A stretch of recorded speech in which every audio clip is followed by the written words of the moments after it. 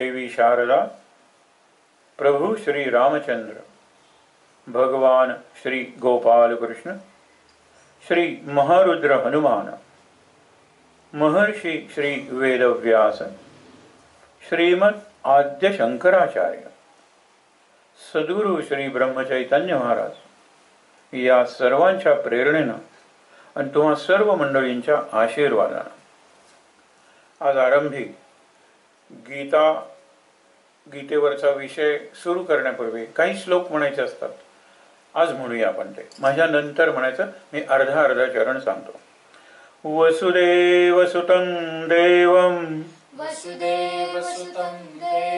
कौसचाणूरमर्दनं देवकी परमानन्दं कृष्णौ वन्दे जगद्गुरुं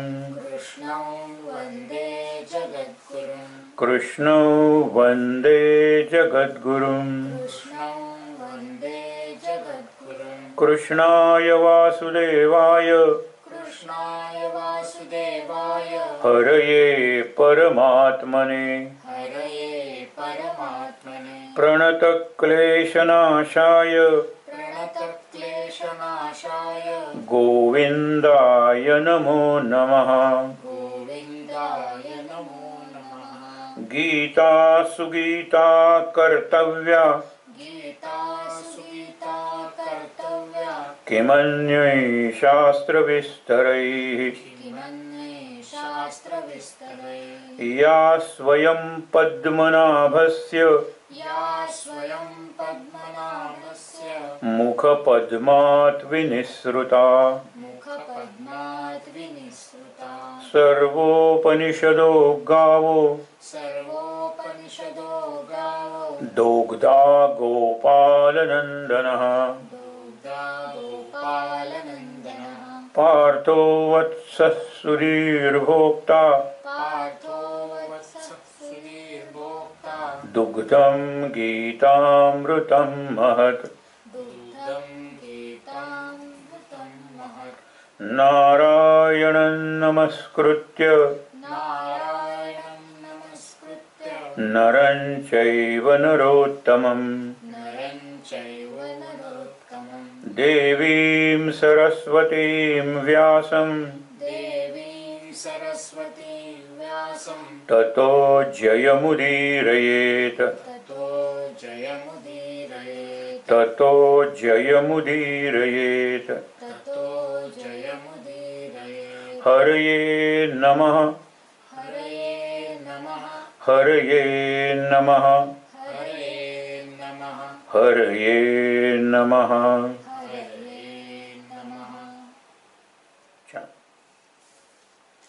काल आपण शेवटचा विचार घेतला होता. स्वधर्मे निधनम श्रेयः परधर्मो भयावह. धर्म या शब्दाचा अर्थ सुद्धा आपण अनेक वेळेला बघितलाय. धारयात इति धारयात धारणात इति धर्म. जो धारणा करतो म्हणजे ज्याला सस्टेनिंग पॉवर आहे, एकत्र धरतो. आपण हेड ऑफ द फॅमिली कशाला म्हणतो? ज्याने सगळं कुटुंब धरून ठेवलेलं असतं त्याला सिमेंटिंग फोर्स आपण म्हणतो. किंवा एक अवघड शब्द आहे कोहेझिव्ह फोर्स, म्हणजे सगळ्यांना एक एजन्सी, एक जीव, एक रस बनवणारी जी शक्ती आहे ती धर्म आहे. आज धर्माच्या नावे आपल्या समाजात इतकी फूट पडलेली आहे, जगात एवढी युद्ध चालू आहेत की त्या धर्माचा अर्थच गेलेला आहे. आपण म्हणतो धर्म म्हणजे रिलिजन, म्हणजे पंथ किंवा संप्रदाय. धर्माला इंग्रजीत शब्द नाही. धर्माचा अर्थच आहे धारणा करतो. आज धरित्री म्हणजे पृथ्वी आहे ती धारण करते. पण त्याच्यासाठी धर्मतत्व जर कुठलं असेल तर गुरुत्वाकर्षण किंवा ग्रॅव्हिटेशन हे धर्मतत्व आहे. आपण जिवंत आहोत ना हे त्या ग्रॅव्हिटेशनमुळे.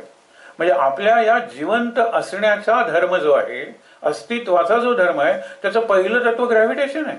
धर्माची तत्व म्हणजे चोरी करू नका, सकाळी लवकर उठा, पाप करू नका, ही धर्मतत्व नाही आहे. ही एका अर्थाने एथिकल म्हणजे ज्याला आपण म्हणतो नीतीची तत्व आहे. धर्माची तत्व निराळीच आहे. धर्म शब्द आपण निरनिराळ्या संदर्भात वापरतो. पूर्वी मराठीतून जे विज्ञान शिकायचे म्हणजे सायन्स, त्यांना प्रॉपर्टीज ऑफ ऑक्सिजन, ऑक्सिजनचे गुणधर्म, रंग नाही, वास नाही, चव नाही, ओडरलेस, टेस्टलेस, कलरलेस, हे जे आपण म्हणतो ना, हे त्याचे गुणधर्म आहेत. प्रत्येक धातूचे गुणधर्म आहेत. हा गुणधर्म झाला. देहधर्म शब्द आपण वापरतो. तहान, भूक, मलमूत्र विसर्जन हेही धर्मच आहे. धर्माचा जीवनाला उपयुक्त असा जर अर्थ कुठला असेल तर धर्म म्हणजे कर्तव्य, duty or a set of duties. कर्तव्य किंवा कर्तव्यांचा संच. आपण हा शब्द तर अनेकदा वापरतो. मी माझा पितृधर्म पाळला, आता पुत्रधर्म पाळण्याची जबाबदारी तुझी आहे. गुरुधर्म, शिष्य धर्म, शेजार धर्म, इतकंच काय तर शत्रुधर्म हा सुद्धा शब्द आहे. ज्या वेळेला रावण पडतो आणि मेलेला नसतो त्यावेळेला राम लक्ष्मणाला आणि विभीषणाला सांगतो त्याचे काही श्वास उरलेले रावणाचे, तर त्याच्याकडे जाऊन राज्य कसं करायचं ते शिका. ते म्हणाले रावणाकडून राज्य, शासन आणि अनुशासन. ते म्हणाले हो. हनुमान जेव्हा सगळ्या लंकेतून फिरला त्याला ते पाशात बांधलं ना, आणि त्या पाशात बांधल्यामुळे तो सगळीकडे गेला. त्याला बघायचं होतं. म्हणाला एकही जण रावणाच्या विरुद्ध बोलत नव्हतं. बरेच जण हे म्हणत होते की रावणाने एकच चूक केली, सीतेला पळवून आणला. त्यामुळे लंकेचा आणि राक्षसांचा सत्यानाश आहे. पण बाकी रावणाच्या ऍडमिनिस्ट्रेशन बद्दल माहित नव्हतं. राज्य कसं करायचं. विभीषण आता तू राजा होणार आहेस. लक्ष्मणा आता तू एक राजघराण्यातील महत्वाचा पुरुष होणार आहेस अयोध्येला. आपलं 14 वर्षाचा वनवास संपत आलेला आहे, तर त्याच्याकडे जाऊन तुम्ही हे शिका. जे काही उरलेले श्वास आहेत त्याच्यात तो तुम्हाला सांगेल. ते झाल्यानंतर आणखीन एक म्हणाला की तुम्ही त्याचा राजाला शोभेल अशा इतमामानं अंत्यसंस्कार करा, दहन संस्कार करा. तो म्हणाला शत्रूचा दहन संस्कार. मरणांतानी वैराणी हा शत्रुधर्म आहे. जिवंत असे तोपर्यंत वैर आहे, पण मेला, मरतोय, आता कसलं वैर. तेव्हा त्याचा दहन संस्कार राजाला शोभेल अशा पद्धतीने करा आणि त्याच्याकडे जाऊन शिका. लक्ष्मण आणि विभीषण जातात रामाची आज्ञा म्हटल्यानंतर. लक्ष्मण रावणाच्या डोक्याकडे उभा राहतो. त्या रावण हसतो. लक्ष्मणाला लगेच राग येतो. का हसतोस. त्यावेळेला विभीषण म्हणला त्याच्या हसण्याचा अर्थ मी तुला सांगतो. तू त्याच्याकडून शिकायला काही आलायस तर पायाकडे नको का उभं राहायला. मी एका बाजूला उभा आहे पायाच्या, तू दुसऱ्या बाजूला उभा राहा, डोक्याकडे काय उभं राहतोस. लक्ष्मणाला चूक कळली आणि नंतर रावणाने काय सांगितलं वगैरे हे महत्वाचं नाही, पण शत्रुधर्म हा सुद्धा धर्म आहे. मग स्वधर्मे निधनम श्रेय हा धर्म कुठला. काल सहज जाता जाता आपण बघितलं होतं की हा श्लोक किंवा सर्व धर्मान परित्यज्य असा धर्म जिथे शब्द आलेला आहे तिथे धर्म या शब्दाचा कोणता अर्थ या गीतेच्या पुस्तकात दिलेला आहे. पुस्तक म्हणजे अर्थाचं आणि विवरण म्हणजे स्पष्टीकरण, विवेचन, निरूपण. त्याच्यात धर्म या शब्दाचा कोणता अर्थ लावतात. काल मी तुम्हाला सांगितलं की आम्हाला वाईट वाटलं की मी हिंदू धर्मात होतो तोपर्यंत असाध्य रोगाने तडफडत होतो. मी धर्म बदलला आणि मी बरा झालो. हा धर्माचा अर्थ आहे का. नाही आहे. धर्म म्हणजे स्वधर्म आणि स्वधर्म सूर्य, त्याचा उदय होऊ दे असं ज्ञानेश्वरांनी सांगितलंय ना. आणि जो जे वांछेल तो ते लाव. स्वधर्माचा जो सूर्य आहे त्याचा उदय झाला म्हणजे प्रत्येक जण आपापल्या धर्मानं आपापलं कर्तव्य करीत आपापल्या गुणधर्मानुसार, हे लक्षात ठेवा, आपापल्या गुणधर्मानुसार आपलं कर्तव्य धर्म पार पाडत. आणि मुख्य म्हणजे आपण ज्याला म्हणतो ना की वर्ण आश्रम धर्म. प्रत्येकाचा एक वर्ण आहे. एकाच कुटुंबात आपण ही उदाहरणं अनेकदा बघितलेली आहेत. एकाच कुटुंबात एक मुलगा ब्राह्मण असू शकतो, दुसरा वैश्य, तिसरा क्षत्रिय आणि चौथा अगदी नक्कीच शूद्र असू शकतो.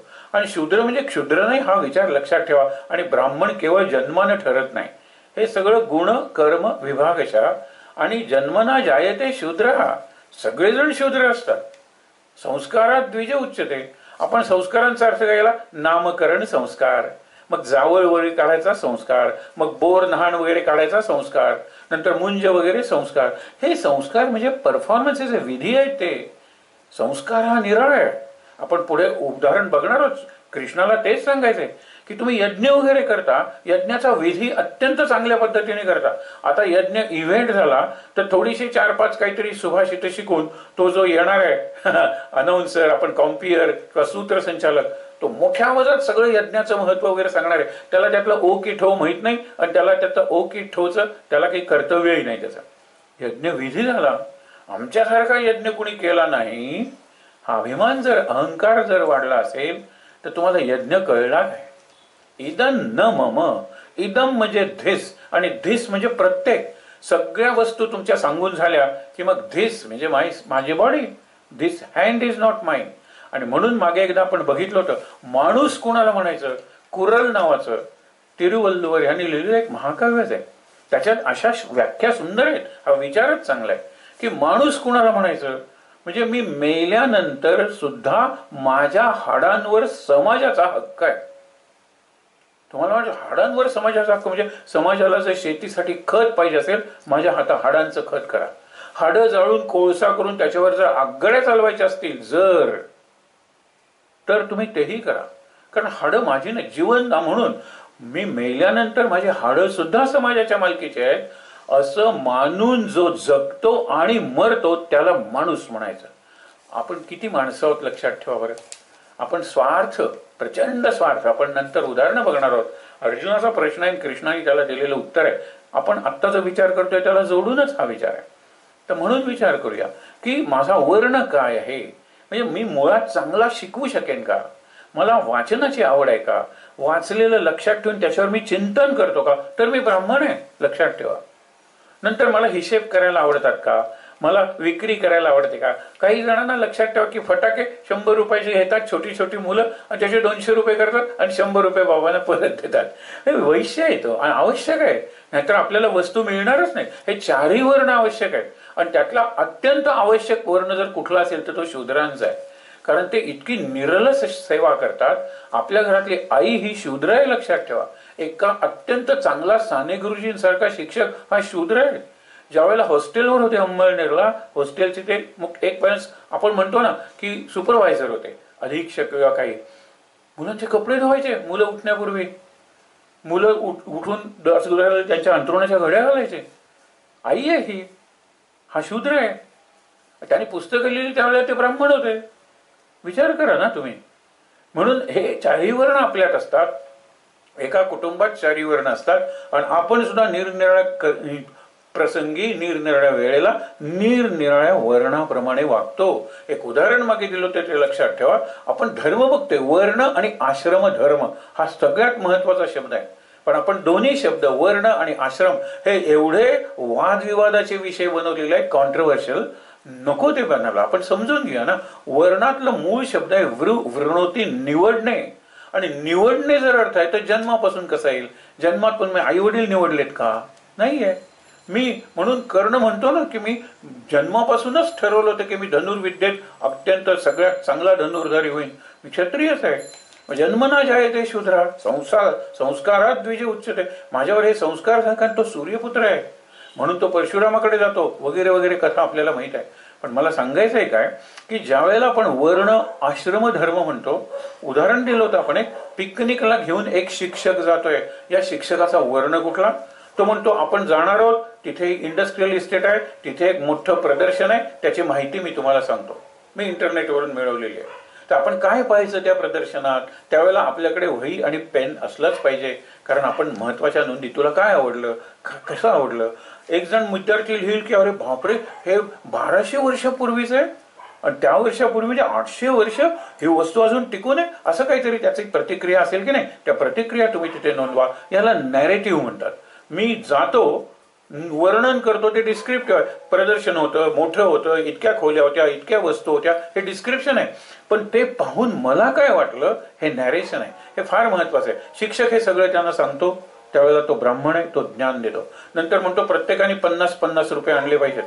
नंतर मग तो हिशेब ठेवतो, 40 जणांनी दिलेत, आपल्या वर्गात 50 मुलं आहेत अजून दिलेले नाही आहेत, काही अडचण असेल तर मला येऊन भेटा वगैरे, हे सगळे तो हिशेब ठेवतोय. बसवाल्याचे एवढे द्यायचे, लाऊडस्पीकरचे एवढे द्यायचे, खेळाचं साहित्य असेल तर असं सगळा हिशेब तो ठेवतो. विचार करा.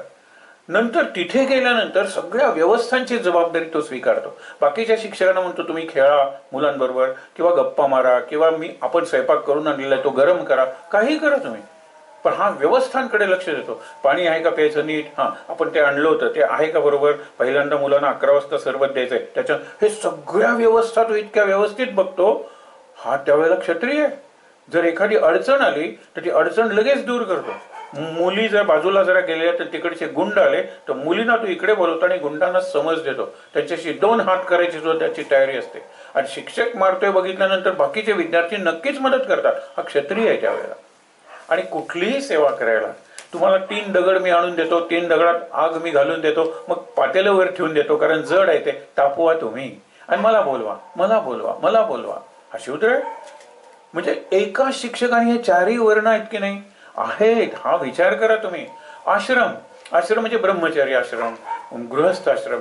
ब्रह्मचर्य आश्रमात जर आपल्याकडे एखादा पाहुणा आला तर आपण त्याचं काही स्वागत करू शकत नाही, कारण आपण सगळं परावलंबी असतो, बाहेर जातो. गृहस्थ आश्रमात जर तोच पाहुणा आला तर त्याला म्हणलं पाहिजे, गेल्या वेळेला आपण हॉटेलमध्ये जेवलो होतो रे, आता मात्र घरी जेवायचं, माझी बायको कशी सुगरण आहे बघ, तू बोट सुद्धा चाटशील आणि लक्षात ठेवशील. हा गृहस्थ आहे. म्हणून तुम्हाला सांगतो की आश्रमाप्रमाणे माझं कर्म बदलतं. मी ब्रह्मचारी असताना आलायस, तुझं स्वागत करतो, आपण बरोबर राहूया, गप्पा मारूया, पण जेवायला वगैरे आपण बाहेर जाऊया, हे कर्म होतं. आता जेवायला तू घरात थांबलंच पाहिजेस, 2-3 दिवस राहिलंच पाहिजे, कारण आता मी गृहस्थ झालेलो आहे, निरनिराळ्या व्यवस्था मी निर्माण केलेल्या आहे. हे वर्ण आश्रम धर्म, वर्णाश्रम धर्म हाही धर्म आहे. परंतु इथे अर्जुनाला कृष्ण सांगतोय तो स्वधर्मे निधनम श्रेया. काल आपण एक वाक्य बघितलं, त्यातून सगळं स्पष्ट होईल की मासा पाण्यात जगतो पण दुधात मरतो. दूध हे आपल्या दृष्टीनं जरी पूर्ण नसेल तरी माशाच्या दृष्टीनं विष आहे, तो जगूच शकत नाही. म्हणजे पाणी हा माशाचा स्वधर्म आहे, तर दूध हा परधर्म आहे. परधर्मो भयावह, स्वधर्मे निधनम श्रेया. स्वधर्मात असताना मी मेलो तरी चालेल, देशाची सेवा करताना मेलो तरी चालेल, मी माझी जी तत्व आहेत ती पाळताना मेलो तरी चालेल, परंतु मी दुसऱ्याची तत्व स्वीकारणार नाही. आपण उदाहरण बघितलं होतं की सिंह किती म्हातारा झाला, अशक्त झाला, तरी तो गवत खाणार नाही आहे, लक्षात ठेवा. आणि हत्ती वगैरे कितीही असहाय झाला तरी तो मांस खाणार नाही आहे, कारण तो त्यांचा स्वधर्म आहे. आपण स्वधर्माचा जर विचार केला तर आपल्या प्रत्येक कर्माच्या मागे स्वधर्म किंवा परधर्म उभा असतो. आपण नको असलेलं खातो आणि नंतर आपल्याला ऍसिडिटी वगैरे सारखे होते, नको असलेलं पितो आणि आपण गटारात पडतो. आपला धर्म कुठला आहे? आणि धर्म म्हणजे बिलकुल हिंदू धर्म समजू नका. मला काय पचेल, मला काय परवडेल, मला काय पटेल आणि मी काय सहज करू शकेन, कार्यक्षमतेनं करू शकेन, तो माझा स्वधर्म आहे. बाकी सगळा, म्हणून काल बघितलं होता, जेणव काम तेणवत आहे, बिजो करे सो गोता काय. हे मी पुन्हा का सांगितलं, हा महत्वाचा विचार आहे, त्याला पुढचा अर्जुनाचा प्रश्न जोडलेला आहे. इतकं जर सोपं आहे, स्वधर्मना पाळला ना, कशाला त्या परधर्माचा विचार करायचा. माझे जे गुण आहेत ना त्याचप्रमाणे मी वागणार ना. कृष्ण हसला असेल, तुझे गुण क्षत्रियाचे आहेत आणि तत्वज्ञान मला एखाद्या ब्राह्मणासारखं सांगतोयस. कुठला धर्म तुझा? स्वधर्म म्हणजे क्षत्रियाचा हा आहे, वैश्याचा हा आहे. आणि वैश्य म्हणजे जात नाहीये, हा धर्म ज्याचा आहे, हे गुण ज्याच्याकडे, त्याला वैश्य म्हणायचं. Is called Vaishya. Vaishya is not defined as. ब्राह्मणाची ही व्याख्या नाही आहे की ज्याला वाचन आवडतं, ज्याला चिंतन आवडतं, ज्याचं स्मरण चांगलं आहे, उच्चार चांगले आहेत, तो दुसऱ्याला चांगलं स्पष्ट करू शकतो आणि कशाची विशेषतः अपेक्षा करत नाही, बदल्यात इज कॉल्ड ब्राह्मण. ब्राह्मणाने हे केलंच पाहिजे. ऑट टू म्हणजे ती त्याची नैतिक जबाबदारी आहे.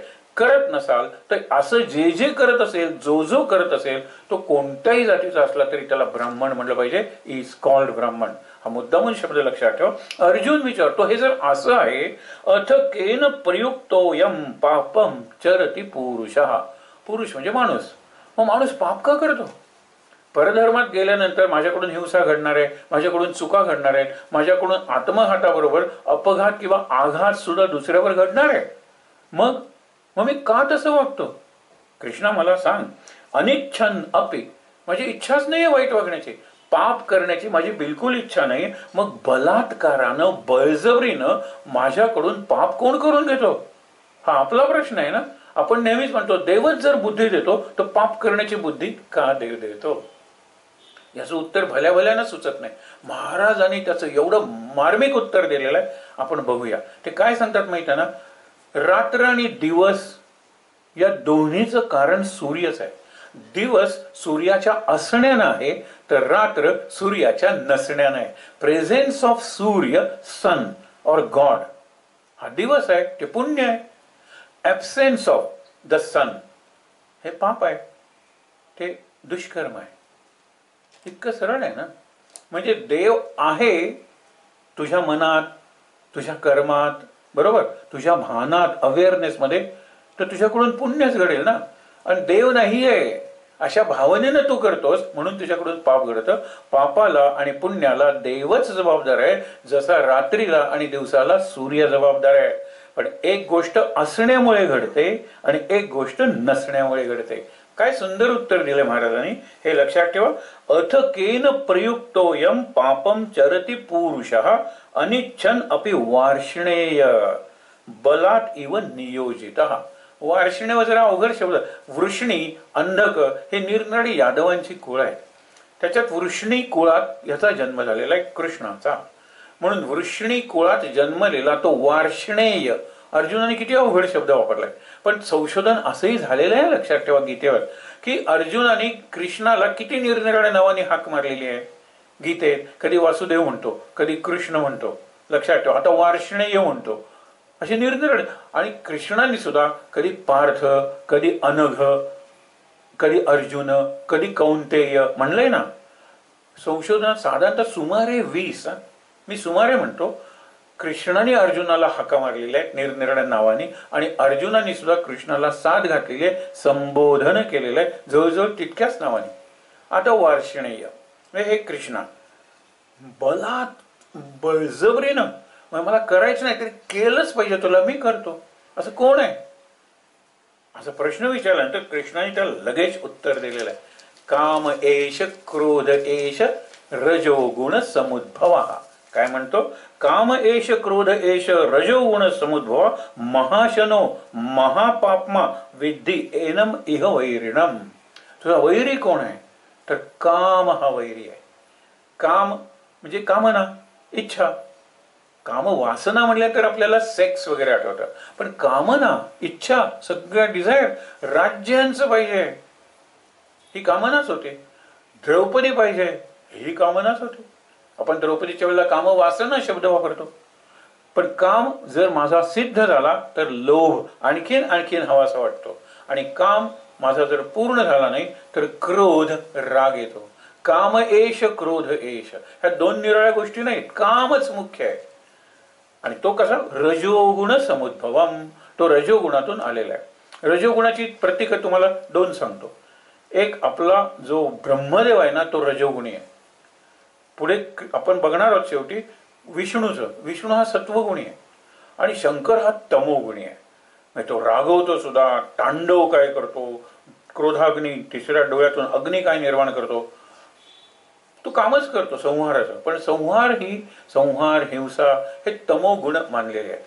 सतत काही ना काहीतरी करणं, निर्माण करणं. माणसालाच फक्त ब्रह्मदेवानी निर्माण केलेलं नाही, सृष्टीला निर्माण केलेलं आहे. म्हणून तुम्हाला सांगतो ना की हा कोरोना हा क्रिएटेड बाय ब्रह्मदेव, असं म्हणायला हरकत नाही. मग ब्रह्मदेवाची उपासना केली पाहिजे. ब्रह्मदेवाची उपासना एखादे संत ऋषी कसे करतात? ब्रह्मदेव प्रसन्न व्हा, ब्रह्मदेव प्रसन्न व्हा. बरोबर. एखादा तमोगुणी म्हणेल ब्रह्मदेव जांभईतील मध्ये एखादी प्रसन्न हो बाबा, असं तो म्हणेल. परंतु एखादा रजोगुणी, रावणाची उपासना तुम्ही बघितलेलं, ब्रह्मदेव प्रसन्न हो, आज्ञा आहे ब्रह्मदेवाला, विनंती नाही, प्रार्थना नाही, आज्ञा. हा रजोगुण आहे. सतत काही ना काहीतरी. एक विनोबांनी सुंदर उदाहरण दिलेलं, गाईचं धारोष्ण दूध आहे, धार काढलेलं दूध जरा गरम असतं की नाही, त्याच्यावर सुंदर फेस आलेला असतो, पी ना ते. पण ते करणार नाहीस तू घरी जाऊन तापवशील, त्याच्यात चहा घालून चहा करशील, साखर घालून त्याच्यात वेलची आणि केशर घालून ते पिशील. बरं, तस तेवढंही करणार नाहीस, तू ते दूध तापवशील, थंड करशील, त्याच्यात मुरवण किंवा विरजण घालशील, एक रात्र ठेवशील, घुसळशील. लोणी आल्यानंतर एक लोणी तरी खाशील, हे मधलं दही खाशील, ताक खाशील. हे आहे ना, हे हा केवढा रजोगुण आहे. रजोगुणाचं उत्कृष्ट उदाहरण म्हणजे पाश्चात्य राष्ट्र. भारत हे सत्वगुणाचं समजू नका, तमोगुणाचं आहे. आळस, आज कशाला उद्या करूया, कल करे सो आज कर, नाही आज करे सो कल कर, कल करे सो परसो. कशाला इतनी जल्दी क्या है भाई, जब जीना है बरसो. हे आपलं हा राष्ट्राचा धर्म हो पाहतोय, दीर्घसूत्रीपणा, उद्यावर ढकलायचं. मग शिक्षक करेक्शन जसं उद्यावर ढकलतो ना, तशी मुलं अभ्यास आणि रिव्हिजन सुद्धा उद्यावर ढकलतात. आपण सुद्धा म्हणतो उद्यापासून लवकर उठेन, उद्यापासून निश्चित नियमितपणे फिरायला जाईल. हा उद्या कधी उजाडत नाही हो. या आपल्याला ग्रहणाने ग्रासलेला आहे भारताला. ते पाश्चात्य लोक निदान काही ना काहीतरी करत असतात. एवढे इन्व्हेन्शन्स, एवढे शोध लावले, एवढी यंत्र, एवढी डिव्हायसेस, गॅजेट्स, मोबाईल वगैरे सगळं. कल्पना करा ना, हा रजोगुण आहे. रजोगुण चांगला आहे का? नक्कीच चांगला आहे, पण एका मर्यादेपर्यंत. रजोगुणाला महत्वाकांक्षीचं जर किनार लागली तर ती महत्वाकांक्षा स्वतःबरोबर इतरांचा नाश करणारी आहे. रावण, राक्षस, राक्षस हे तमोगुणी म्हणूया, पण रावण रजोगुणी आहे. तमोगुणी कुंभकर्ण आहे आणि सत्वगुणी विभीषण आहे, अशी ती 3 मुलं आहेत. ब्रह्मा विष्णू महेश. ब्रह्मदेव रजोगुणी, विष्णू सत्वगुणी, लक्षात ठेवा, आणि महेश हा तमोगुणी. हे तिन्ही गुण आवश्यक आहेत, नाहीतर सृष्टी चालणारच नाही. हा गुण श्रेष्ठ आणि तो कनिष्ठ म्हणू नका. रात्र आवश्यक आहे, कारण दिवस महत्वाचा वाटावा म्हणून. रात्र दिवसमुळे ऋतू होतात आणि या पृथ्वीवर जीवन शक्य झालेलं आहे, बाकीच्या ग्रहांवर नाही. हे लक्षात ठेवा. म्हणून त्यांनी काय सांगितलेलं आहे? काम आणि त्याच्या पोटात असलेला क्रोध. कारण मिळालं तर लोभ आहे ना, मिळालं नाही तर क्रोध आहे. रजोगुण समुद्भव, रजोगुणातून निर्माण झालेलं आहे. आणि म्हणून महाशनो, अशन म्हणजे अग्नी. अग्नीला तुम्ही जर तूप घातलं तर अग्नी विझणार आहे का? पाहिजे म्हणून. काम म्हणजे तुम्हाला पाहिजे म्हणून तुम्ही मिळवलं, आणखीन तुम्हाला लागणार आहे. पैसा बघा ना केवढं, पैशाची भूक कधी भागतच नाही. पैसा. म्हणून त्या राजाकडे आपण गोष्ट बघितली होती ना, राजा, त्याला अहंकार झालेला आहे. कशाचा अहंकार? दानाचा अहंकार झालेला आहे. इतका चांगला आपला हा शिष्य या अहंकारामुळे वाया जाईल. त्याचं दातृत्व आणि दानशूरपणा अत्यंत महत्वाचा आहे. गुरु येतात आणि त्याला सांगतात की मी भिक्षा मागायला आलेलो आहे. म्हणतात ना, ओम भगवती भिक्षांदेही, राजा तुझं कल्याण असो, मला भिक्षा घाल. राजा म्हणतो सगळं राज्यच तुमचं आहे गुरुदेव. नाही नाही, मी आता याचक म्हणून तुझ्याकडे आलेलो आहे, भिक्षेकरी म्हणून आलेलो आहे, भिक्षा घाल मला. राजा म्हणतो की ना, पहिल्यांदा धान्य घालूया. सगळं धान्य संपलं तरी ते भरत नाही. नंतर नाणी घालूया, भरत नाही. सगळे अलंकार घालूया, ते पात्र भरतच नाही आहे. शेवटी तो राजा म्हणतो की तुम्ही कुठलं पात्र आणलंय? हे इतकं दिलं तरी ते भरतच नाही आहे. त्यावेळेला म्हणाले, राजा तुझा अहंकार घालवण्यासाठी मी तुझ्याकडे येताना स्मशानातून आलो. स्मशानात ही अर्धवट चढलेली कवटी होती माणसाची. ती कवटी मी बोल पात्र म्हणून आणलेलं भिक्षापात्र. माणसाची कवटी कधी शांत होत नाही. माणसाच्या मनातले विचार, कल्पना, हव्यास. व्यास का हव्यास हा चॉईस सध्या आपण उत्तर देऊन टाकलेला हव्यास. व्यासपीठावर कुणी बसतच नाही, हव्यास पीठावर बसल्या. हव्यास म्हणजे हाव, कधी न पूर्त होणारी महाशनो अग्नी आहे. हुताशन म्हणतो ना, अग्नी आहे तो. तो कधीही तृप्त होणार नाहीये, त्याला पाहिजे ते तुम्हाला दिलं तर. तशी आकांक्षा असते, महत्वाकांक्षा असते आणि ती पुरी होतच नाही. आणि म्हणून तुम्ही पाप करायला प्रवृत्त होता. हे मंदोदरी सारखी चांगली पत्नी असताना रावणाच्या मनात हा विषय आला सीतेला पळवण्याचा. त्याला बाकीच्यांनी सांगितलं, एक अकंपन होता, त्यांनी सांगितलं, बहिणीने सांगितलं, बघ माझ्या नाकाची कानाची हालत परिस्थिती कशी झाली. त्यांनी केले, त्याच्या बायकोला पळवून आण, हे त्यांनी सांगितलं तरी रावणाच्या मनात एक होतीच ना अभिलाषा, आणलं तिला पळवून.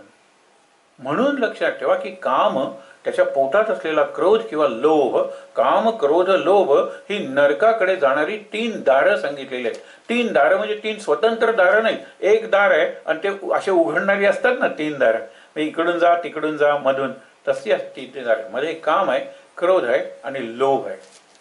तर हे लक्षात ठेवा, हा महापापमा सुद्धा आहे. म्हणजे हा जो रजोगुण आहे त्याच्यातून निर्माण झालेला काम आहे तो महापापी आहे. कामातुराणाम न भयन लज्जा. कामातूर एकदा झालात ना की मला पाहिजे म्हणजे पाहिजे, पार्वती पाहिजे म्हणून जातो ना तो भस्मासूर, मला ही मोहिनी पाहिजे, हे होतं ना मनात तयार. म्हणून कामातुराणाम न भयन न लज्जा, वाटेल ते करतो. बुभुक्षिता हे कामच आहे ना, हे पाहिजे ते पाहिजे, भूक कधी भागतच नाही. बुभुक्षिता किन्न करोति पापम, तो पाप करायला तयारच आहे. बुभुक्षित, ज्याला भूक कधी भागत नाही, सतत भुकेला हव्यास, आपण म्हणतो ना की हावरट आहे, त्याचं कधी समाधानच होत नाही, हपापलेला असतो कायम. म्हणून सांगितलेलं आहे की हे वैरी आहेत तुझे, आणि ह्याच्यातून पाप निर्माण होतं. कारण काय होतं, आता सुंदर उदाहरणं दिलेली आहेत, लक्षात ठेवा. एरवी गीता वगैरे ज्ञानेश्वरी कशी दृष्टांतामागून दृष्टांत, उदाहरणांमागून उदाहरणं. इथे 3 उदाहरणं दिलेली आहेत, एकामागून एक, एकाच श्लोकात. असं कृष्ण कधी करत नाही किंवा भगवान गीता असं करत नाही. पण इथे काय दिलेलं आहे? पहिलं कसं काम हा ज्ञानाला ग्रासून टाकतो. पुढे आपण काही उदाहरणं बघूया. जसं धूमेन आव्रियते वह्नी, अग्नीला धूर आला की पूर्वी बंब असायचे माहित आहे ना, पेटवायचे, किंवा स्टोव वगैरे सुद्धा पहिल्यांदा धूर आणि नंतर अग्नी. त्या अग्नीला जर धुरानं व्यापलं तर अग्नी विझतो सुद्धा, किंवा अग्नी त्याचं कार्य करू शकत नाही. म्हणजे धूमेन म्हणजे धुरानं, आव्रियते म्हणजे आवरण घातलंय, आच्छादन घातलेलं आहे, वह्नी. दुसरा आदर्श, आदर्श म्हणजे आरसा. हा आदर्श तो धुळीनं माखलेला आहे, तर तो दिसेल का? त्याचं काम होईल का? महाराजांनी तर सुंदर उदाहरण दिलेलं आहे. आरसा हा राखेनं माखला, धुळीनं माखला, सोन्यानं माखला, आणि अगदी कस्तुरीचा किंवा चंदनाचा लेप दिला तरी दिसणार नाहीच आहे ना. काय महाराजांचं उदाहरण आहे, लक्षात ठेवा. म्हणजे माझे जर एक अंतरात्मा आहे, माझा जो कॉन्शियन्स आहे, त्याच्यावर मी सज्जन आहे, साधू आहे, सात्विक आहे म्हणून कस्तुरीचा किंवा चंदनाचा लेप दिला. मी अत्यंत राजस आहे, मला विडा लागतो, त्याला चुना लागतो, चुना आहे, चुना फासला. तिसरा म्हणतो माझ्याकडे काही नाही, राख आहे, माती आहे, ती फासली. आरसा आरशाचं काम करू शकणार नाहीये. ओके नाही, हे दुसरं उदाहरण दिलंय. तिसरं जरा फार मार्मिक उदाहरण आहे. उल्बेन आवृतो गर्भा. गर्भ म्हणजे आईच्या गर्भाशयात असतो, तर गर्भाशयात गर्भ ज्यांनी असा पूर्णपणे झाकलेला असतो त्याला उल्ब म्हणजे वार म्हणतात. आपण त्याला म्हणतो ना वार आणि नाळ, वारेनं तो हे केला असतो, त्याला इंग्लिशमध्ये प्लॅसेंटा म्हणतात. गर्भ सगळ्या बाजूने असा आहे आणि त्याच्यातच तो वाढत असतो. तर तसा आपला काय व्यापलेला आहे? अग्नी जसा धुराने व्यापलेला असतो, आरसा जसा धुळीनं व्यापलेला असतो, आणि आतला गर्भ जो आहे ना तो ती वार असते, प्लॅसेंटा, पिशवीसारखी, तर त्यांनी तो व्यापलेला असतो, आवरण घातलेलं असतं, आच्छादन घातलेलं असतं, झाकलेला असतो. हे कशाची उदाहरणं दिलेली आहेत? तसं काम आहे ना तो तुझ्या ज्ञानाला झाकून टाकतो. ज्ञान, विवेक, आणि एकदा विवेक गेला ना की आपल्याकडून चुका होतात. विश्वामित्र, मेनका आली त्यावेळेला पहिली स्टेप म्हणजे एक डोळा बंद, एक डोळा तिच्याकडे, हात असा धरलेला आहे, मी तुझ्याकडे बघत नाही म्हणून. पण तो त्याच्या पतनाचं कारण होतं. पुरुरवा हा पुरु हा कुरुवंशातला मूळ पुरुष आहे, ययातीचा मुलगा. तो उर्वशीच्या प्रेमात पडला आणि इतका अगतिक आणि लाचार झाला. विचार करा, एवढा मोठा राजा की ज्यांनी आपल्या वडिलांचं म्हातारपण शापानी झालेलं ययातीचं घेतलं आणि आपलं तारुण्य दिलं, इतका गुणी, पण तो कामवासनेच्या आहारी गेल्या आणि उर्वशीचे लाचार झाला. तो सगळी कथावार्ता बघायला नको. ह्याच्या उलट उर्वशी आणि अर्जुन गोष्ट आपण बघितलेली आहे. मध्यरात्री त्याच्या दारावर साजे शृंगार घेऊन टकटक करते उर्वशी, आणि उर्वशीचं नृत्य चालू असताना दिवसा अर्जुन पूर्णपणे तिच्याकडे बघत होता, आपाद मस्तक, पायापासून मस्तकापर्यंत, मस्तकापासून पायापर्यंत, म्हणून ती त्याची सेवा करायला एकांतात आलेली होती. तिला बघितल्यानंतर तो म्हणतो, माते आशीर्वाद दे. म्हणजे अर्जुन तिच्याकडे उर्वशी म्हणून, स्त्री म्हणून, सुंदरी म्हणून, अप्सरा म्हणून पाहतच नव्हता. तो तिच्याकडे आपली माता, मूळ उर्वशी, पुरुरवा सांगितलं ना, पुरुरवा हा या वंशाचा जर एक मूळ पुरुष असेल, एक मूळ, कारण मग ययाती आहे, नहुष आहे, खूप मागे मागे जातात हे वंश. पण विचार करा, तर तो उर्वशीच्या आहारी गेलेला आहे. अर्जुन उर्वशीच्या आहारी नाही गेलेला. तो म्हणतो, ती उर्वशी मला आठवली जिच्या सौंदर्याचं वर्णन मी लहानपणापासून ऐकत होतो. मला भीष्माचार्यांनी सांगितलं होतं, मला आईनी सांगितलं होतं, इतकी सुंदर स्त्री नाही. अप्सरांच्यात सुद्धा अप्सरा. उर्वशीचा जन्म कसा झालाय माहित आहे ना? निरनिराळ्या अप्सरा एका ऋषीचा तपोभंग करायला आला.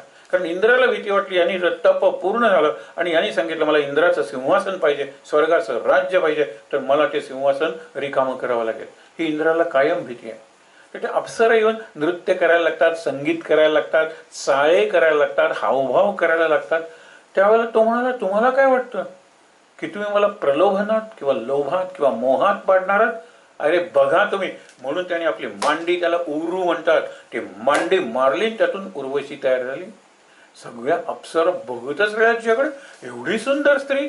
तो म्हणाला, माझ्या शरीरात काय नाहीये हो, सगळं ब्रह्मांड आहे, आणि तुम्ही मला मोहात पाडायला आलेला. त्या निघून गेल्या. उर्वशीला सांगितलं, आता तो आलेलीच आहे, अप्सरा म्हणून स्वर्गात जा. हे हा बघा ना, हे कसं आहे, उर्वशीवर स्वामित्व आहे. काम वासना वाईट नाहीये. धर्माविरुद्ध कामोस्मी भरतर्षभ, हे अर्जुनाला भरतर्षभ म्हणल्या म्हणजे भरत वंशातला श्रेष्ठ पुरुष. अर्जुनाला निरनिराळी नावं दिलेली आहे किंवा निरनिराळ्या नावाने हाक म्हणजे संबोधन केलेलं आहे, ॲड्रेस ज्याला म्हणतो ना तसं केलेलं आहे. इथे काय सांगितलेलं आहे? धर्म अविरुद्ध काम मी आहे. धर्माच्या अविरुद्ध, धर्माने काम दिलेलंच नाही. अर्थेच कामेच, आपण म्हणतो ना कामेच अर्थे नातीच रामे. धर्म अर्थ आणि काम तुला विचारल्याशिवाय नाही. नाहीतर आपल्या पत्नीवर सुद्धा लोक बलात्कार करतात, पत्नीचा रेप करतात, आणि हे कोर्टाने सुद्धा आता मान्य केलेलं आहे. म्हणून तिची जर स्वीकृती नसेल तर तुम्ही करू नका. हा तिच्या सहमतीने करणार आहे मी. काम, धर्म, अर्थ, मोक्षाच्या बाबतीत मी स्वतंत्र आणि तू स्वतंत्र आहे. मोक्षाची साधना, मोक्षाची उपासना, मोक्षासाठी तपश्चर्या मी स्वतंत्र आहे आणि तू स्वतंत्र आहे. हे धर्मच आहेत, लक्षात ठेवा. धर्म आहे अर्थ, पैसा वगैरे त्याचा एक धर्म आहे, काम त्याचा एक धर्म आहे, आणि मोक्ष हा धर्माच्या वरती किंवा अत्युच्च धर्म म्हणजेच मोक्ष आहे, मुक्ती आहे. विचार करूया. तर म्हणून सांगितलेलं आहे त्यांनी की धूमेनं आव्रियते वन्नी, धुरानं जसा वन्नी म्हणजे अग्नी झाकलेला असतो, धुळीनं जसा आरसा झाकलेला असतो, आणि वारेनं जसा तो गर्भ हे करत असतो. विचार करा. तसा आपला विवेक आणि आपलं ज्ञान आणि आपली योग्य दृष्टी, हे लक्षात ठेवा, मायेनं, भ्रमानं, अज्ञानानं किंवा इथे विषय चालल्या त्या कामानं, क्रोधानं आणि लोभानं, मोहानं झाकली जाते. सुचतच नाही आपल्याला. नंतर म्हणतो मी हे बोललो, मी हे करतो. आपण एक मागे अगदी साधं उदाहरण बघितलं होतं. आपल्याला शेकडो उदाहरणं देता येतील, तुम्हालाही अनेक उदाहरणं माहीत असतील की भूक लागलेली होती. भूक म्हणजे पोटात लांडगा. आई एरवी करायची त्या दिवशी, मॅच लवकर संपली, हा आला, मला भूक लागली, तर काही केलेलं नाही अजून, अरे हात पाय धू तोपर्यंत मी करते, तुझ्या आवडीचा शिरा करते साजूक तुपातला.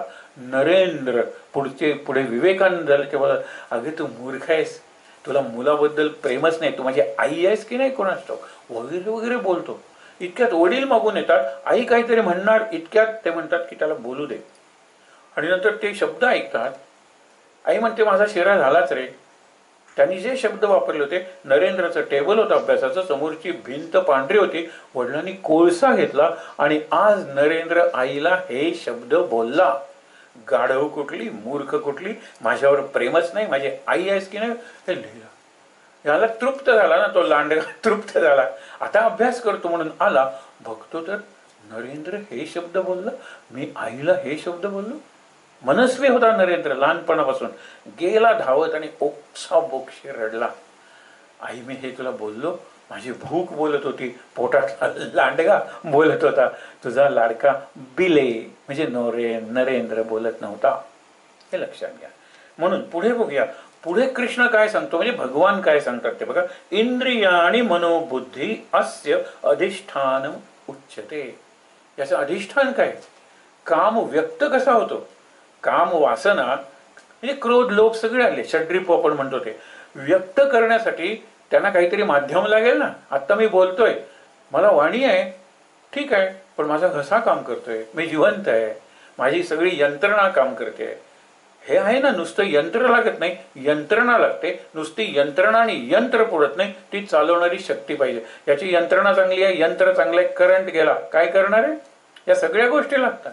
तर कशावर हे काम किंवा इतर माझे शत्रू, वैरी शब्द वापरले, वैरिण, वैर, तर काम करताना सांगितलेलं आहे इंद्रिय, मन आणि बुद्धी ही साधनं किंवा माध्यम आहेत काम, क्रोध वगैरे व्यक्त होण्याची. म्हणून तुला कामावर विजय मिळवायचा आहे, क्रोधावर विजय मिळवायचा आहे, लोभ मोहावर, मत्सरावर विजय मिळवायचा आहे, तर इंद्रिय, मन आणि बुद्धी याच्यावर विजय मिळवला पाहिजे. आता बुद्धीवरचा विजय हा फार वरचा विचार आहे. बुद्धीनं मनावर विजय मिळवला पाहिजे, मनानं इंद्रियांवर विजय मिळवला पाहिजे, आणि मग बुद्धी आणि मन, इंद्रिय म्हणजे काय, ते घोडे आहे, तो त्याला काही नाही, पुढे त्यांनी विषयांवर विजय मिळवला पाहिजे. विषयांवर विजय म्हणजे समोर आहे पण मी खाणार नाही म्हणजे नाही. अशी मी तरुण मुलं बघितली की खरंच पाण्याचा थेंब पित नाहीत संकष्टीच्या दिवशी, मग त्यांची कोर्टात केस असेल किंवा कुठलाही महत्वाचं काम असेल, आणि इतकी शांत असतात घरी आल्यानंतर, त्यांना नमस्कार केला पाहिजे. ते साक्षात गणपतीला व्यक्त करतात. म्हणजे पोटात अन्नाचा कण काय, पाण्याचा थेंबही नाही आहे, आणि काम तर भरपूर केलेलं आहे त्या दिवशी. गणपती परीक्षा बघतोय. पण यांना इतकी पेय ऑफर केली गेली, म्हणजे दिली गेली, काही नाही, हा संकष्टी आहे. आणि आल्यानंतर सुद्धा चंद्रोदयाची वाट बघितली, आंघोळ वगैरे केली, गणपतीची पूजा किंवा जप करत बसला, ही संकष्टी आहे ना. हे फार महत्वाचं आहे. आणि म्हणून त्यांनी सांगितलं की इंद्रिय मनाच्या अधीन असली पाहिजे, मन बुद्धीच्या अधीन असली पाहिजे, आणि बुद्धी त्याच्या आत जे आत्मतत्व आहे, आत्मा म्हणतो आपण, त्याच्या अधीन असली पाहिजे. आणि हा जो आत्मा आहे कुठे, तर इंद्रिय मन बुद्धी पर, त्याच्या पलीकडे आहे. हे लक्षात घ्या. इंद्रिय मन आणि बुद्धीच्या पलीकडे आत्मा आहे.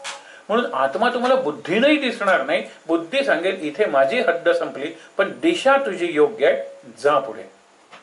मग पुढे गेल्यानंतर जी शांती मिळेल, जो आनंद मिळेल, जो समाधान किंवा तृप्ती मिळेल, मनात जो संतोष निर्माण होईल. आता मी कुणाचाही वैरी नाही, माझंही कोणी वैरी नाहीये, मला कुणालाही जिंकायचं नाहीये, मला कोणीही जिंकणार नाहीये. कारण जिंकायला आला तर मी त्याला शरणच जाणार आहे, हे लक्षात ठेवा. ही अवस्था येते. आपण मागे सहज ती गोष्ट बघितलेली होती की तो लाकूड तोडे आहे, काही लाकडं ऋषी एक साधू आहे त्याच्या यज्ञासाठी स्वयंपाकासाठी देतो, आणि मग मोळी बांधतो, भारो आणि विकायला जातो. पण आता लग्न करतो, लग्न केल्यानंतर तो म्हणतो आता माझं भागत नाही, मी काय करू. तर तो म्हणतो भीतर चलो, अंदर चलो. मग आत जातो. आत काय असतो, कोळसा असतो. म्हणजे कुठला तरी याला आग लागलेली असते अरण्याला, तिथून नदी वाहत असते, तो कोळसा झालेला नदीत पडतो, वाहून आलेला असतो.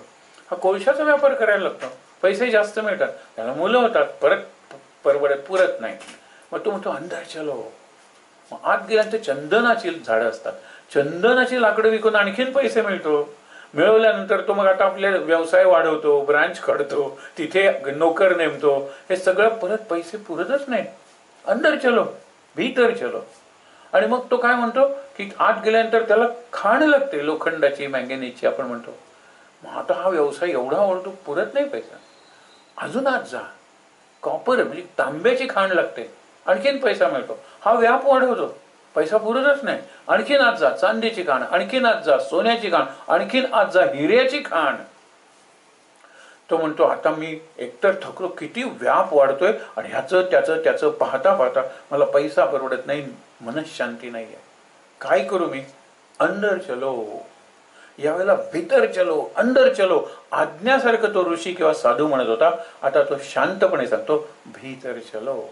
तो या सगळे, पहिल्यांदा लाकडं, नंतर कोळसे, नंतर चंदन, नंतर लोखंड, नंतर तांब, कॉपर म्हणतो ते, नंतर चांदी, सोनं, हिरे, आणि त्याच्या पलीकडे गेल्यानंतर कुठेतरी बासरीचं संगीत आहे, कुठेतरी मोरपिसाचा स्पर्श आहे, कुठेतरी सगळ्या निळा रंग आहे सगळीकडे. त्याला इतकं मधुर वाटतं, इतकं शांत वाटतं. तो म्हणतो मी आता पाठ करूनच आत आलोय ना, कशाला जाऊ मागे वळून पाहू, इथेच राहतो. हा तो प्रांत आहे आत्म्याचा, समाधानाचा, आनंदाचा, शांतीचा. मी इथे बुद्धीच्या पलीकडे आहे, पण बुद्धी सांगते मी तुला योग्य दिशेने आणलेला आहे, योग्य मुक्कामाला आणले आहे, इथून पुढे तू कर, आतूनच तुला मार्गदर्शन होईल. किंवा जी शक्ती तुला आशीर्वाद देणार आहे, वरदान देणार आहे शांतीचं, ती शक्ती तुला पुढे पुढे नेत जाईल. माझं काम संपलं, माझा रोल, माझी भूमिका संपली, बुद्धी म्हणते. म्हणून हे उत्तर दिलेलं आहे. मन, इंद्रिय, मन, बुद्धी, ह्यातून हे काम, क्रोध वगैरे माझ्या जीवनात व्यक्त होत असतात. आणि हे जिंकण्यासाठी आपण तप करतो, आपण निरनिराळ्या प्रकारची कर्म करतो. हा विचार आता बघूया. कर्म, अकर्म आणि विकर्म हे 3 शब्द गीतेत येतात. याचा साधा सरळ अर्थ बऱ्याच ग्रंथात हाच अर्थ दिलेला असतो. कर्म म्हणजे करायचं, आणि कर्माचं आपण बघितलेले आहे की कर्म कसं आहे, कर्मण अधिकार तुझा, कर्मणे अधिकार तुझा आहे, कर्माच्या फळावर तुझा अधिकारच नाही आहे. पण म्हणून कर्म करायचं थांबवू नकोस. आणि एक लक्षात घे, कर्म तुला करावंच लागेल. कर्म करणं एवढंच तुझ्या अधिकार आहे, कर्मण्येव अधिकार असते. हे सगळं आपण बघितलेलं आहे. हे कर्म झालं. कर्माचं मग निषिद्ध कर्म आहे, अशुद्ध कर्म आहे, त्याज्य कर्म आहे, वर्ज्य कर्म आहे, अशी कर्माचे कितीतरी प्रकार आहे. याच्या उलट सात्विक कर्म आहे, शांत कर्म आहे, पुण्य कर्म आहे, कितीतरी आहे. हे कर्म कर्म झालं. कर्माचा हेतू बनू नकोस. म्हणजे मी कर्म करतोय, कर्माचं फळ, मला फळ मिळालं पाहिजे, आणि मग मी कर्मच कशाला करू. काल बघितलं ना, टाकायचं असेल तर फळ कशाला, मी कर्मच टाकतो, आणि घ्यायचं असेल तर कर्म कशाला, मी फळच घेतो. हा सध्याचा आपला मध्यम वर्ग झालेला आहे. ही शोकांतिक आहे. ज्या वर्गाने पोट आपलं मारून शिक्षण काढलं, अक्षरशः संस्था काढल्या मोठमोठ तांदूळ घेऊन, मुष्टी फंड वगैरे त्याला नावं दिली, जशी लोकमान्य टिळकांचा पैसा फंड होता, मोठमोठ तांदूळ घेतले, शिक्षकांचे पगार दिले, शिकवलं, पुढे एक मोठी संस्था त्यातून निर्माण झाली. पण सुरुवातीला त्याग होता, त्या शिक्षकाला सुद्धा जास्त अपेक्षा नव्हती. आणि आज ज्याला मॅनेजमेंट म्हणतो ती जी सगळी मंडळी होती, भाबडी मंडळी होती, त्या क्षेत्रातली मंडळी नव्हती, व्यापारी मंडळी नव्हती, पण सरस्वतीची उपासना करणारी मंडळी होती, ज्ञानाचं तपश्चर्या करणारी मंडळी होती. आणि मुलांचं चांगलं व्हावं, पुढची पिढी चांगली व्हावी, त्यांच्यावर संस्कार व्हावे म्हणून त्यांनी या संस्था सुरू केल्या. त्या संस्था चांगल्या चालल्या. आज संस्था खड्ड्यात गेली. शिक्षकांना पगार दिला जात नाही, पगार दिला जातो अर्धा किंवा त्याच्याही पेक्षा कमी दिला जातो. मुलांच्याकडून डोनेशन्स घेतले जातात आणि असं करून मेडिकल कॉलेजेस काढतात, इंजिनिअरिंग कॉलेजेस काढतात. ही वणिक वृत्ती आहे. ही आपण म्हणतो ज्ञानी वृत्ती नाहीच आहे. मगाशी जसे वर्ण वापरले, जातीचं कन्फ्युजन करू नका. आज ब्राह्मणाने जी संस्था चालवायची, ब्राह्मण शब्द आपल्या कानात जातीवाचक एवढा गेलेला आहे की तुम्हाला वाटेल की अरे मी तुम्हाला सांगितलं ना, बाबासाहेब आंबेडकर हे वर्णाच्या दृष्टीने जात कशाला पाहता. आज जे बोर्डाला रँक्स येतात ना, किंवा प्रत्येक शाळेत ज्या पहिल्या दुसऱ्या तिसऱ्या रँक्स येतात, 5वी ते 10वी, बघा ना, अरे निरनिराळ्या जाती जमातीची मुलं, त्यांना संधी मिळत नव्हती. बुद्धी त्यांच्याकडेही आहे, प्रयत्न त्यांच्याकडेही आहे, आणि त्यांना जर एखादं ध्येय दाखवणारा शिक्षक भेटला तर ते चमत्कार वाटतील एवढे तुम्हाला करतात. झोपडपट्टीतला एक मुलगा महाराष्ट्रात पहिला येतो SSC ला, 18-19 लाख विद्यार्थ्यात, त्यावेळेला कौतुक झालं. मग कुणी सांगितलं ते सगळे निर्बुद्ध माणसं आहेत? नाही आहे, संधी मिळाली पाहिजे. आणि म्हणून सांगितलेलं आहे की कर्म झालं अकर्म आणि विकर्म. अकर्माचा साधा अर्थ कर्म करायचंच नाही, आणि विकर्म म्हणजे विरुद्ध कर्म करायचं, जे राक्षस वगैरे करतात. राक्षसांनी तपश्चर्या करून वरदान मिळवलं, ते संतांसारखं ऋषींसारखंच होतं, पण ऋषींनी समाजाच्या कल्याणासाठी ते वरदान असलेली शक्ती वापरली, सिद्धी वापरली, आणि राक्षस ते का झाले? स्वतःसाठी, समाजावर अत्याचार करण्यासाठी, इतरांचं शोषण करण्यासाठी त्यांनी वापरले. ऋषींनी पोषण केलं, राक्षसांनी शोषण केलं. बघा ना, विचार करायला पाहिजे. आणि म्हणून काय सांगितलेलं आहे की मला कर्म जसं तसं त्याचं फळ हे जर आहे, तर मी विषाची बीज, विषारी बीज पेरून अमृताची फळं कशी अपेक्षा करेन? ॲज यू सो, म्हणजे जसं पेरता, सो शॅल यू रीप, पेरावे ते उगवते. मग तुम्ही कशाला पाप करता? पापाला तुम्हाला पापानंच उत्तर मिळणार आहे, महापापानं उत्तर मिळेल. ती परंपरा खंडित होत नाही. सूड कशाला घेता तुम्ही? सूड करून त्याच्या वडिलांना मुलगा जास्त सूड घेणार होतो. आपला राजपूतांचा बराचसा इतिहास हे सूडचक्र आहे, कुटुंबातलं, घराण्यातलं. म्हणून विचार करा. त्याच्यानंतर आपली एक युक्ती आपण काय सांगितलेलं आहे रामरक्षेचा करताना, की कर्म करताना, कुठलंही कर्म करताना, राम रामेति गर्जनम, गर्जना करा रामनामाची. रामनामाच्या भट्टीत कर्माची बीज ही भाजून काढा, लाह्या करा, फुटाणे बनवा किंवा चुरमुरे करा, आणि मग बघा ती कर्म तुम्हाला करत असताना कशी मुक्त बनवतात. त्यातून पुढचा प्रपंच, पुढचा संसार किंवा पुढची परंपरा निर्माण होत नाही त्या कर्मातून. म्हणून सांगितलं. आता पुढे त्यांनी काय केले? अकर्म आणि विकर्मवर विवनोबांचं जे चिंतन आहे ना, ते मुद्दामून वाचण्यासारखं आहे. अकर्म म्हणजे कर्म करायचं नाही असं नाही. अकर्मण्य हे म्हणजे शेवटी चौथं सूत्र सांगितलं ना, माते संगोस्व अकर्मणी. अकर्मणी म्हणजे कर्मच करायची वृत्तीच तुझी सुद्धा कामा नाही, त्याला अकर्म म्हटलं नाही. खूप कर्म करून काहीही कर्म केलं नाही असं वाटणं हे कर्म आहे, किंवा काहीही न करता सगळं कर्म केलं तेही अकर्म आहे. इकडे खूप केलं. उदाहरण दिलेलं आहे आई आणि सूर्य. सूर्याला म्हणतो, अरे तू सगळं जग चालवतोस रे, तू दिसलास की जगाचे व्यवहार सुरू होतात. त्यावेळेला सूर्य म्हणतो, अरे मी असतो तिथेच असतो. नाही, तू प्रकाश देतोस. नाही, ते माझं स्वरूप आहे.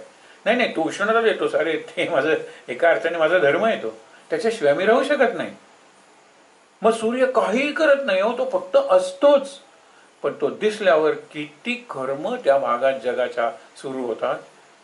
सूर्योदय झाला की आपण म्हणतो ना, सगळीकडे कर्माची प्रेरणा मिळते. सगळे व्यवहार, व्यापार, संसार सुरू होतो.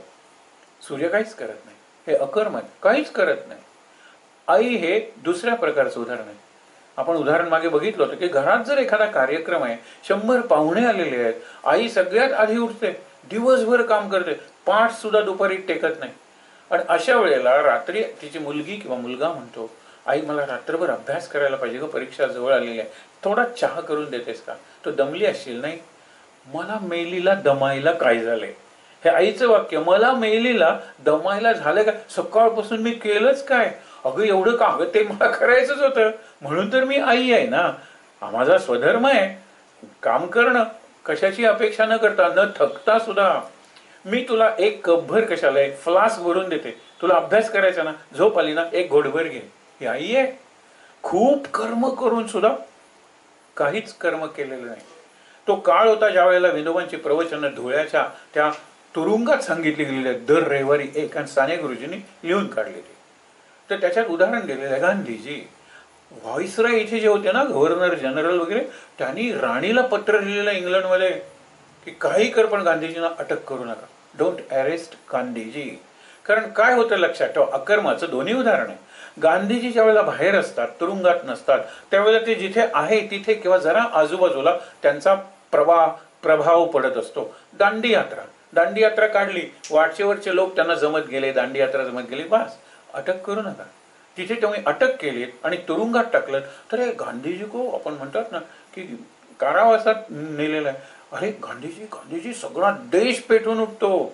गांधीजी तुरुंगाच्या बाहेर असतील तर ते कर्म खूप करतात, पण मी काहीच कर्म केलं नाही असं समजतात. अहो किती 19 20 तास ही मंडळी काम करतात. आजही अशी काम करणारी मंडळी आहेत, म्हणून आपला देश राहिला आहे. न थकता न सुट्टी घेता अखंड काम करत असतात. यज्ञ आहे त्यांचं जीवन म्हणजे. आणि यज्ञाय स्वाहा म्हणजे काय, राष्ट्राय स्वाहा, संपूर्ण जीवन मी स्वाहा केलेलं आहे राष्ट्रासाठी. विचार महत्वाचा आहे. आणि म्हणून ज्या वेळेला बाहेर असतात त्यावेळेला ते असतात तिथेच काम करतात, पण तरीही कितीही काम केलं तरी गांधीजी दमायचे नाहीत. त्यांचं चालायचे एवढ्या वेगाने की बाकीच्यांना पळावं लागायचं. सतत त्यांची बुद्धी तीक्ष्ण होती. त्यांनी किती ग्रंथ लिहिले, तुम्ही कम्प्लीट वर्क्स ऑफ गांधीजी निदान इंटरनेटवरून तरी माहिती मिळवा. How many pages and how many volumes. केवढं काम करत होता माणूस, पण मी काहीच करत नाही आहे, हे त्यांचं तत्व होतं. हे अकर्म आहे. तुरुंगात घातल्यानंतर ते खरंच काही करत नव्हते, पण सगळा देश पेटून उठत होता. क्विट इंडिया, भारत छोडो, सगळा देश भारत छोडो भारत छोडो भारत छोडो. 1942 अ लव्ह स्टोरी नावाचा सिनेमा आला होता. त्याच्यात अगदी बॅकग्राऊंडला फक्त ही गोष्ट होती. पण माझे जे काही मित्र आहेत 1942 म्हणजे आम्हाला सिनियर काही वर्षांनी, तर ते सांगतात की सोडलं कॉलेज, सोडली नोकरी, बायकोला सांगून बाहेर पडलो. ही कुठली फायर होती सांगा बरं. म्हणून तुम्ही त्यांना तुरुंगात ठेवलं तर काही न करता ते सगळं करून राहतील, आणि बाहेर राहिले तर सगळे करतील मी काय केलंय असं म्हणतील. हे अकर्म आहे असं आपल्याला जमलं पाहिजे. शिक्षकांनी सांगितलं पाहिजे, विशेषतः क्लास टीचरने, की मी काहीच केलेलं नाही. टीचर तू तर सगळं करत होती. अरे ते तर मला करायलाच पाहिजे ना, ते माझं कर्तव्य आहे, तो माझा स्वधर्म आहे, हे लक्षात घ्या. या भावनेनं जर आपण केलं तर. आता विकर्मचे काही उदाहरण पाहून आपण विषय संपवणार आहोत. एक सुंदर चित्र बघणार आहोत, आणि ते चित्र आपल्याला माहित आहे. पण शांत राहून जर कर्म केलं, जगाच्या कल्याणासाठी जर कर्म केलं, तर कसं वातावरण माझ्या आजूबाजूला तयार होतं ते चित्र पाहत आपण थांबणार आहोत. आता विकर्म म्हणजे विपरीत कर्म, विरुद्ध कर्म, साक्षरा राक्षसा, हे विपरीत कर्म आहे. म्हणजे उलट जर वापरलं ना तर ते राक्षसांसाठी होईल. लक्षात घ्या, अमेरिकेने ज्या वेळेला बॉम्बचा स्फोट केला किंवा त्यांनी ते लगेचच वापरले हिरोशिमा नागासाकीवर, त्यावेळेला अमेरिकेतल्या पती पत्नींनी ते जे रहस्य आहे ना ते रशियाला पुरवलं. त्यांना माहित होतं की आम्हाला देशद्रोह केला म्हणून मारलं जाणार आहे. आम्ही देशद्रोह केला पण मानवतेची आम्ही निष्ठा राखली. ही त्यांची मुलाखत आहे. ते म्हणतात की आम्हाला माहित होतं की आम्ही देशाशी गद्दारी करतोय. अरे पण आता मे महिन्यात तो काय सिद्ध होतो, एक्सप्लोजन यशस्वी होतो, आणि ऑगस्ट मध्ये तुम्ही त्याचा प्रयोग करता, आणि तुमच्याचकडे फक्त अण्वस्त्र असतील तर तुम्ही जगावर दादागिरी कराल. आज तिसरं महायुद्ध होत नाही, आण्विक न्यूक्लिअर वॉर होण्याची शक्यता फार कमी आहे, कारण अनेक राष्ट्रांच्याकडे आता न्यूक्लिअर वेपन्स आहेत, याला अण्वस्त्र म्हणतो, ॲटम बॉम्ब वगैरे आहेत ना सगळ्या राष्ट्रांचे. मी तुझ्यावर टाकला तर तू माझ्यावर टाकणारच आहेस, हा विचार केला पाहिजे. अप्रत्यक्षपणे विचार सगळेजण करतायत. म्हणून मला त्यांनी एक सांगितलं, फार चांगलं वाचलं, की तुम्हाला जर विचारच करायचा नाही ना तर काही हरकत नाही, पण विचार करायचा असेल तर मात्र गोष्ट खरंच विचार करण्यासारखी आहे. विचार करणारी मंडळी कमी झालेली आहे. चिंतन हा शब्द गीतेने वापरलेला आहे आणि महाराजांचा आवडता शब्द चिंतन आहे. विचार करा, चिंतन करा. प्रवचन कितीदा शब्द आलेला आहे प्रवचनात. आवडता श्लोक आपण अनेकदा विचार बघतो, आपल्याला पटत नाही. महाराजांचा आवडता श्लोक 8व्या अध्यायातला 8वा एवढंच आपल्याला माहित आहे. काही जणांचा शब्द श्लोक पाठ असतो, पण त्यातला पहिला शब्द अभ्यास आहे आणि शेवटचा शब्द अनुचिंतन आहे. चिंतन करून थांबू नका, पुन्हा पुन्हा चिंतन करा. चिंतनाची आपण म्हणतो ना धारा अखंड वाहत राहू दे. याची उदाहरण आपण बघणार आहोत. विकर्मात हे सगळं येतं. विकर्म म्हणजे विशेष कर्म. एखादा गणिताचा शिक्षक शिकवताना एवढा विसरून, जसं पाण्यात बर्फ विरघळून जाईल, बर्फाचं अस्तित्वच राहणार नाही. साखर दुधात विरघळून राहील, साखरेचं अस्तित्वच राहणार नाही. वेलची निदान आपला वास किंवा फ्लेवर ठेवते, केशर रंग तरी ठेवते, साखर इतकी विरघळून जाईल. इतका तो मॅथ्स शिकवताना एवढा विरघळून जायचा की बाहेर आल्यानंतर एखादा गिरणी असते ना, पिठाची गिरणी, आणि त्याचा तो भाऊ, त्याच्या भोयावर केस असतात, सगळीकडे मिशावर केस असतात, केस नाही सॉरी, मिशावर पीठ असतं, भोयांवर पीठ असतं, म्हणजे तो स्वतःच एक गिरणी बनून बाहेर येतो. Miller of the D. तो म्हणतो मी अत्यंत आनंदाला आहे, कारण मी कुणाचाही द्वेष करत नाही, माझा कुणी द्वेष करत नाही, मी कुणाचाही मत्सर करत नाही, माझा कुणी मत्सर करत नाही. I am the monarch of all what I survey. मला जे जे दिसतं त्याचा मी राजा असतो. हे राजा, तू फक्त तुझ्या राज्यापुरताच राजा आहे. मी जाईन तिथे राजा असतो, कारण माझं मन मोकळं आहे. मी सगळ्यांवर प्रेम करतो, धर्म पाळतो. माझं काम जे आहे ना, मग हे पांढरं झालंय ते पांढरं झालंय मी बघत नाही. लोकांना भाकरीसाठी हे धान्य आहे ते दळून पाहिजे ना, ते मी देत असतो. विचार करा, हे कर्तव्य आहे. तसा हा मॅथ्सचा टीचर आल्यानंतर ते झटकायला सगळेजण बाकीचे इकडे झटकू नको, इकडे झटका, ऑल चाउट डस्ट. तो म्हणायचा की त्याला आम्ही सांगितलं कॉरिडॉरमध्ये झटक तू सगळं. कारण का की त्यांना नकोय ना, त्यांना ॲलर्जीच आहे चॉकची, चॉकच्या डस्टची. पण तुला ॲलर्जी काय, तू अभिषेक करून घेतोस चॉक डस्टचा. मागे उदाहरण दिलेलं होतं, विकर्माचं हे सुंदर उदाहरण आहे की त्याला या भिंतीपासून त्या भिंतीपर्यंत बोर्ड पाहिजे होता. तो बोर्ड केला. पहिल्या दिवशी अत्यंत आनंद झाला. गणित सोडवताना तो पडला प्लॅटफॉर्मवर. सगळा हसला क्लास. का पडला? कारण तो एवढा विसरून गेला होता आणि आम्ही मूर्खपणा केला. एवढा बोर्ड बनवला पण प्लॅटफॉर्म पूर्वीचाच ठेवला ना, म्हणून तो गणित सोडवत आला. इतका तल्लीन झालेला होता, जसा आपण म्हणतो ना आर्किमिडीज बाथ मध्ये आंघोळ करतोय, अंगावर कपडा नाहीये, पण तो उतरल्याबरोबर जे पाणी डिस्प्लेस झालं व तो म्हणतो की बरोबर डिस्प्लेसमेंट. मला क्राऊन सांगणारे शुद्ध धातूचा बनलाय. क्राऊन म्हणजे मुकुट राजाचा, आणि त्याला त्यांनी राजाने सगळ्यांना सांगितलं होता मुकुट शुद्ध धातूचा आहे का, तो कशाचा, सोन्याचा, शुद्ध सोन्याचा आहे का त्याच्यात काही भेसळ आहे, मिश्रण केलेलं आहे. सगळ्यांनी आपली बुद्धी वापरली, पण हा असं एकदम. आणि नंतर युरेका युरेका, मला सापडलं, मला सापडलं. कारण जेवढं पूर्ण भरलेलं याच्यात तुम्ही टाकलीत एखादी वस्तू, तर जे पाणी डिस्प्लेस होतं तो व्हॉल्यूम, त्याचं वजन या ह्याच्यासारखं असतं. सोन्याची जर आपण त्यांनी सगळं तसाच गेला राजाकडे. सगळे लोक बघतात, अंगावर कपडे नाहीयेत. पण अंगावर कपडे नाहीत म्हणायला त्याला अंगच नाहीये, अनंग आहे तो. अंगच नाहीये म्हणजे काय, त्याला देहभानच नाहीये. आपल्याला देह आहे तो विसरलेला आहे. त्याला एक महत्वाचं तत्व आपल्याला सापडलं म्हणून तो गेलेला आहे. हे विकर्म आहे. विकर्माची उदाहरणं आपण अभिषेक करतोय. वरून धारा पडते, मी खालून वर पाहत बघतो. भक्ती ह्याला राधा म्हणते, तर ज्ञान ह्याला चिंतन म्हणतात. पूर्णपणे शिवम भूतवा शिवम यजेत. शंकराची उपासना करायची ना, तर शंकर बनून करा, हे चिंतन आहे. शंकर बनून मी शंकराचा युनिफॉर्म घालू का? सोपं आहे की हे निळं रंगवायचं, बाकी सगळं पांढरं ते घातलं, सगळंच आहे ना. हे युनिफॉर्म नाही आहे, अभिनय नाही आहे शंकराचा, तो भाव आहे, ते चिंतन आहे. आपण म्हणतो यात यात करो मी तत्त दखिलम शंभो तवा आराधनम. ही शंभोची आराधना आहे. मी जे जे करतो ते तुझी पूजा आहे, तो भाव आहे, ते चिंतन आहे. त्याच्यात मी तुलाच पाहतो शंकरा. आणि आपण म्हणतो यात यात करो, तो म्हणतो की नारायण आहे त्याला मी अर्पण करतो. करो मी यात यात सकलम परस्मै नारायण आहे ते समर्पयामी. नारायणाला मी समर्पण करतो. नारायण म्हणजे कोण कळलं पाहिजे, नारायण कसा व्यक्त होतं हे कळलं पाहिजे, हे लक्षात ठेवा. खूप उदाहरण आहेत. आपण उद्या हा विषय पाहणार आहोत. एक चित्र बघा तुम्हाला. सत्वगुणी आहे आमचा विष्णू भगवान. शांतपणे झोपलेला क्षीरसागराच्या तळाशी शांताकारम भुजग शयनम. मौनावलेला शेष स्तब्ध होऊन बघतो की आहे कोण माझ्यावर झोपलेलं? हे परब्रह्माचं परब्रह्म आहे का? आदि नारायण का कोण आहे तो? नारद तुंबरू वगैरे येतात, ते सत्संग केवढा, ऋषी येतात. एक ऋषी त्यांची सत्व परीक्षा घ्यायला येतो, हा सत्वगुणीच आहे, त्याच्या छातीवर लाथ मारतो. हा ऋषीचा पाय धरून म्हणतो आपल्याला लागलं तर नाहीये, माझी छाती कठोर आहे हो. विष्णू म्हणतो. आणि नंतर तुमच्या लाथेची खूण आहे ना, कौस्तुभ मणी काढून टाकेल, पण हे श्रीवत्स लांछन त्याचं मी भूषण बनवेन. किती शांत आहे. लक्ष्मी येते, हा उठतच नाहीये, लक्ष्मी त्याचे पाय चेपते. नारद त्याच्या नामाचं नारायण नारायण म्हणत सगळीकडे जातात. आणि हा करतो काय?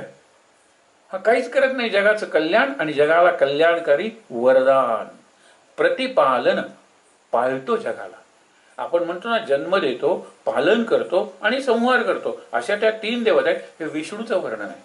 आपण जर सत्वगुणी झालो, आपल्या मनात आपल्या कर्मात जर आपण विशेषता म्हणजे विशेषता भाव आणि चिंतन जर ओतलं, भाव चिंतन आणि कर्म, भाव म्हणजे भक्तियोग, चिंतन म्हणजे ज्ञानयोग आणि कर्म म्हणजे कर्मयोग, हे तिघ जर एकत्र आले आणि मी माझं सर्वस्व विसरून जर केलं, तर तो आपण विष्णूची जसं चित्र बघितलं तसं रती मदन नाचतायत. म्हणजे मदन बघतोय निरनिराळे प्रयोग करून आणि नंतर मदन बाण मारतो. त्यावेळेला मदनावर दृष्टी गेल्यानंतर तो मदनाला अनंग करून टाकतो आणि त्या रतीच्या प्रेमात बिलकुल पडत नाही. रतीपासून ज्याची कायम उपरती आहे, काम वासना म्हणजे काम मदन, ज्याला मारलेला आहे तो शंकर आहे. म्हणजे इकडे हा शांत आहे विष्णू, तिकडे ध्यानस्थ आहे, उतरल्यानंतर तो उग्र झालेला आहे, तेही विकर्मच आहे. कशाला मी ध्यान करतो? मुक्त होण्यासाठी. मी मुक्तच आहे, जगाच्या कल्याणासाठी. म्हणून आपण बघायला पाहिजे, विकर्म आपल्या प्रत्येक कर्मात आलं पाहिजे. आई हे विकर्म करते कारण प्रेम होते स्वयंपाकात, पण स्वयंपाकाला येणारी बाई ही फक्त कर्म करत असते, विकर्म करत नाही. कितीतरी उदाहरणं उद्या पाहूया. हा विषय इथे सुरू करूया. शांत. विष्णू, शंकर आणि आई या तिघांची उदाहरणं देत आपण थांबलोय. आई